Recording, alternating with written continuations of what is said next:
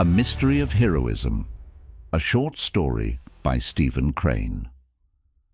The dark uniforms of the men were so coated with dust from the incessant wrestling of the two armies that the regiment almost seemed a part of the clay bank which shielded them from the shells. On the top of the hill, a battery was arguing in tremendous roars with some other guns, and to the eye of the infantry, the artillerymen, the guns, the caissons, the horses, were distinctly outlined upon the blue sky. When a piece was fired, a red streak as round as a log flashed low in the heavens, like a monstrous bolt of lightning. The men of the battery wore white duck trousers, which somehow emphasized their legs, and when they ran and crowded in little groups at the bidding of the shouting officers, it was more impressive than usual to the infantry. Fred Collins of a company was saying, "Thunder! I wished I had a drink. Ain't there any water round here?" Then somebody yelled, "There goes the bugler!" As the eyes of half the regiment swept in one machine-like movement, there was an instant's picture of a horse in a great convulsive leap of a death wound, and a rider leaning back with a crooked arm and spread fingers before his face. On the ground was the crimson terror of an exploding shell, with fibers of flame that seemed like lances. A glittering bugle swung clear of the rider's back as fell headlong the horse and the man. In the air was an odour as from a conflagration. Sometimes they of the infantry looked down at a fair little meadow which spread at their feet. Its long green grass was rippling gently in a breeze.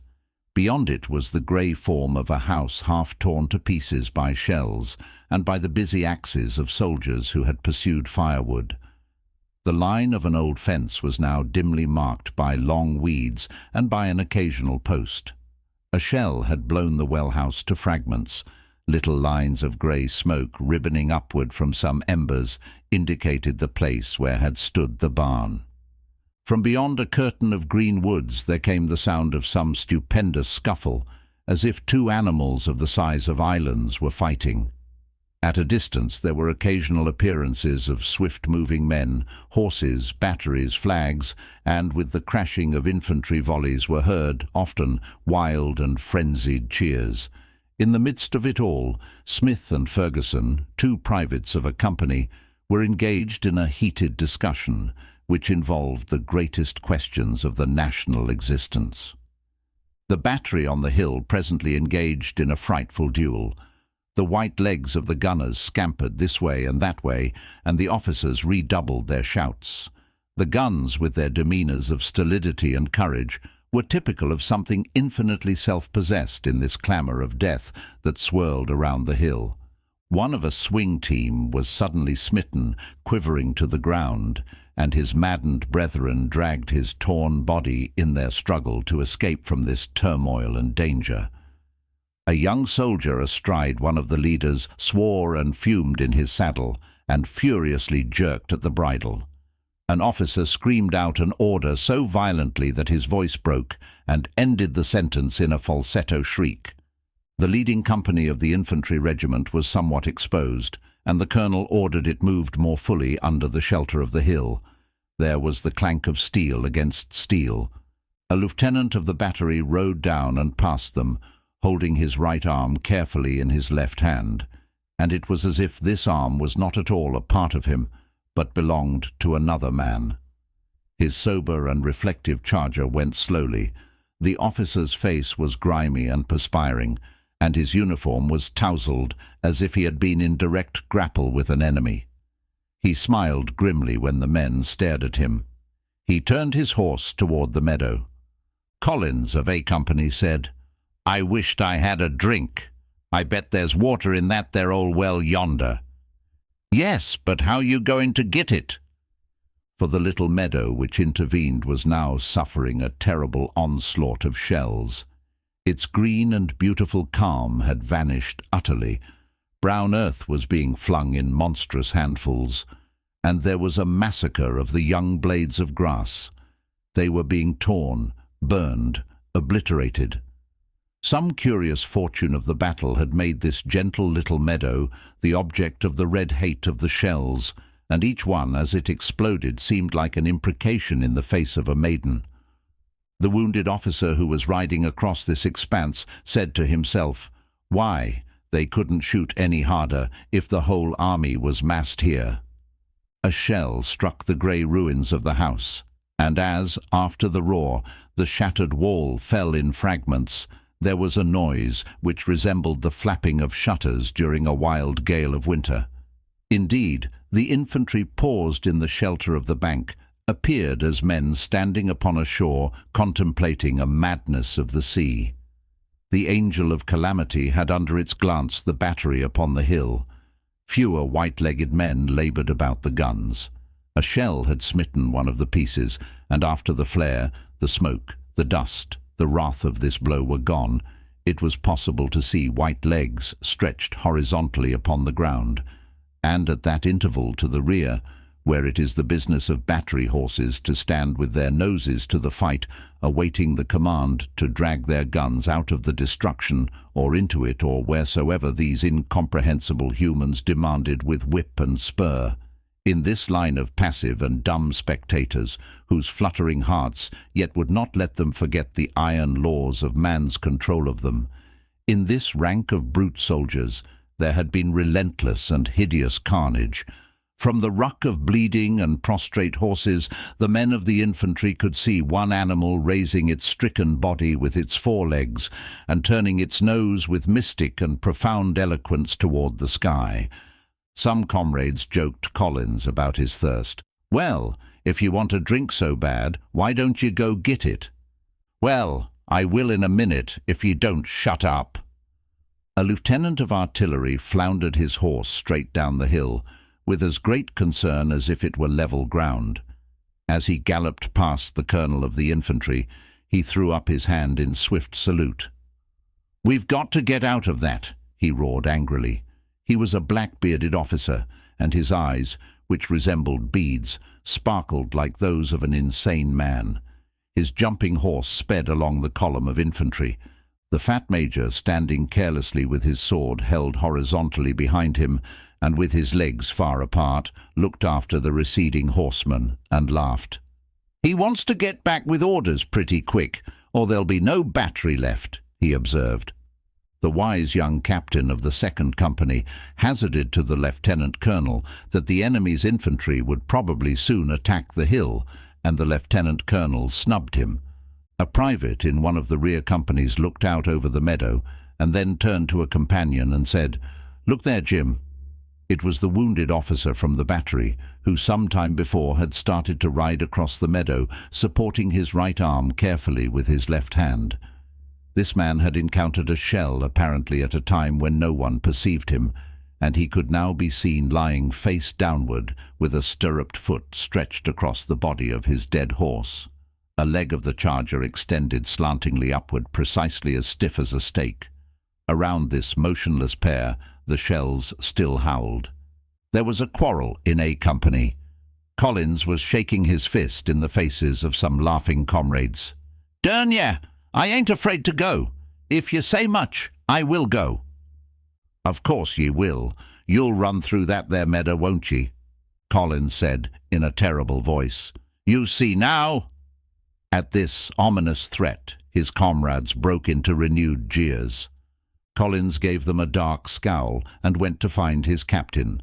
The latter was conversing with the colonel of the regiment.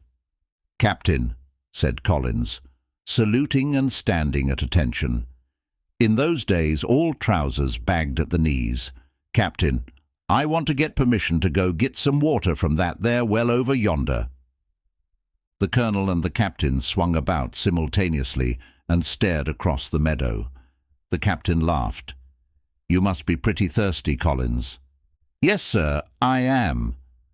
"Well, said the captain. After a moment he asked, "Can't you wait?"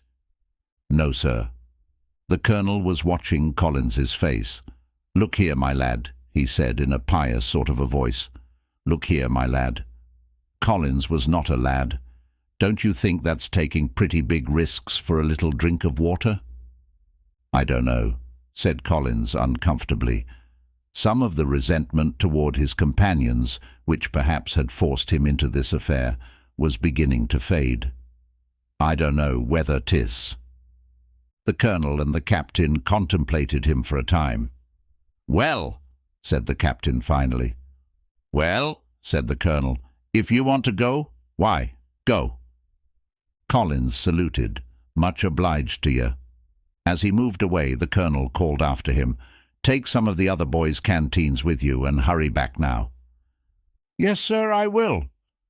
The colonel and the captain looked at each other then, for it had suddenly occurred that they could not for the life of them tell whether Collins wanted to go or whether he did not. They turned to regard Collins, and as they perceived him surrounded by gesticulating comrades, the colonel said, "Well, by thunder, I guess he's going." Collins appeared as a man dreaming. In the midst of the questions, the advice, the warnings, all the excited talk of his company mates, he maintained a curious silence. They were very busy in preparing him for his ordeal. When they inspected him carefully, it was somewhat like the examination that grooms give a horse before a race, and they were amazed, staggered by the whole affair. Their astonishment found vent in strange repetitions. "Are you sure o' going?" they demanded again and again. "Certainly I am," cried Collins at last furiously. He strode sullenly away from them. He was swinging 5 or 6 canteens by their cords. It seemed that his cap would not remain firmly on his head, and often he reached and pulled it down over his brow. There was a general movement in the compact column. The long animal-like thing moved slightly. Its 400 eyes were turned upon the figure of Collins. "Well, sir, if that ain't the derndest thing! I never thought Fred Collins had the blood in him for that kind of business. What's he going to do, anyhow?" "He's going to that well there after water. We ain't dying of thirst, are we? That's foolishness." "Well, somebody put him up to it, and he's doing it. Say, he must be a desperate cuss." When Collins faced the meadow and walked away from the regiment, he was vaguely conscious that a chasm, the deep valley of all prides, was suddenly between him and his comrades. It was provisional, but the provision was that he return as a victor. He had blindly been led by quaint emotions and laid himself under an obligation to walk squarely up to the face of death. But he was not sure that he wished to make a retraction, even if he could do so without shame. As a matter of truth, he was sure of very little. He was mainly surprised. It seemed to him supernaturally strange that he had allowed his mind to maneuver his body into such a situation. He understood that it might be called dramatically great. However, he had no full appreciation of anything, excepting that he was actually conscious of being dazed. He could feel his dulled mind groping after the form and color of this incident. He wondered why he did not feel some keen agony of fear, cutting his sense like a knife. He wondered at this, because human expression had said loudly for centuries that men should feel afraid of certain things, and that all men who did not feel this fear were phenomena, heroes. He was then a hero. He suffered that disappointment, which we would all have if we discovered that we were ourselves capable of those deeds which we most admire in history and legend. This, then, was a hero. After all, heroes were not much. No, it could not be true. He was not a hero. Heroes had no shames in their lives, and, as for him, he remembered borrowing $15 from a friend and promising to pay it back the next day, and then avoiding that friend for 10 months. When at home his mother had aroused him for the early labor of his life on the farm, it had often been his fashion to be irritable, childish, diabolical, and his mother had died since he had come to the war. He saw that, in this matter of the well, the canteens, the shells, he was an intruder in the land of fine deeds. He was now about 30 paces from his comrades. The regiment had just turned its many faces toward him. From the forest of terrific noises there suddenly emerged a little uneven line of men. They fired fiercely and rapidly at distant foliage, on which appeared little puffs of white smoke. The spatter of skirmish firing was added to the thunder of the guns on the hill. The little line of men ran forward. A colour sergeant fell flat with his flag as if he had slipped on ice. There was hoarse cheering from this distant field. Collins suddenly felt that two demon fingers were pressed into his ears. He could see nothing but flying arrows, flaming red. He lurched from the shock of this explosion, but he made a mad rush for the house, which he viewed as a man submerged to the neck in a boiling surf might view the shore. In the air, little pieces of shell howled, and the earthquake explosions drove him insane with the menace of their roar. As he ran, the canteens knocked together with a rhythmical tinkling. As he neared the house, each detail of the scene became vivid to him. He was aware of some bricks of the vanished chimney lying on the sod. There was a door which hung by one hinge. Rifle bullets, called forth by the insistent skirmishers, came from the far-off bank of foliage. They mingled with the shells and the pieces of shells, until the air was torn in all directions by hootings, yells, howls. The sky was full of fiends, who directed all their wild rage at his head. When he came to the well, he flung himself face downward and peered into its darkness. There were furtive silver glintings some feet from the surface. He grabbed one of the canteens and, unfastening its cap, swung it down by the cord. The water flowed slowly in with an indolent gurgle, and now as he lay with his face turned away, he was suddenly smitten with the terror. It came upon his heart like the grasp of claws. All the power faded from his muscles. For an instant he was no more than a dead man. The canteen filled with a maddening slowness, in the manner of all bottles. Presently he recovered his strength and addressed a screaming oath to it. He leaned over until it seemed as if he intended to try to push water into it with his hands. His eyes, as he gazed down into the well, shone like two pieces of metal, and in their expression was a great appeal and a great curse. The stupid water derided him. There was the blaring thunder of a shell. Crimson light shone through the swift boiling smoke, and made a pink reflection on part of the wall of the well. Collins jerked out his arm and canteen with the same motion that a man would use in withdrawing his head from a furnace. He scrambled erect and glared and hesitated. On the ground near him lay the old well bucket, with a length of rusty chain. He lowered it swiftly into the well. The bucket struck the water, and then, turning lazily over, sank. When, with hand reaching tremblingly overhand, he hauled it out, it knocked often against the walls of the well and spilled some of its contents. In running with a filled bucket, a man can adopt but one kind of gait. So, through this terrible field over which screamed practical angels of death, Collins ran in the manner of a farmer chased out of a dairy by a bull. His face went staring white with anticipation of a blow that would whirl him around and down. He would fall as he had seen other men fall, the life knocked out of them so suddenly that their knees were no more quick to touch the ground than their heads. He saw the long blue line of the regiment, but his comrades were standing looking at him from the edge of an impossible star. He was aware of some deep wheel ruts and hoofprints in the sod beneath his feet. The artillery officer who had fallen in this meadow had been making groans in the teeth of the tempest of sound. These futile cries, wrenched from him by his agony, were heard only by shells, bullets. When wild-eyed Collins came running, this officer raised himself. His face contorted and blanched from pain. He was about to utter some great beseeching cry. But suddenly his face straightened, and he called, "Say, young man, give me a drink of water, will you?" Collins had no room amid his emotions for surprise. He was mad from the threats of destruction. "I can't!" he screamed, and in his reply was a full description of his quaking apprehension. His cap was gone, and his hair was riotous. His clothes made it appear that he had been dragged over the ground by the heels. He ran on.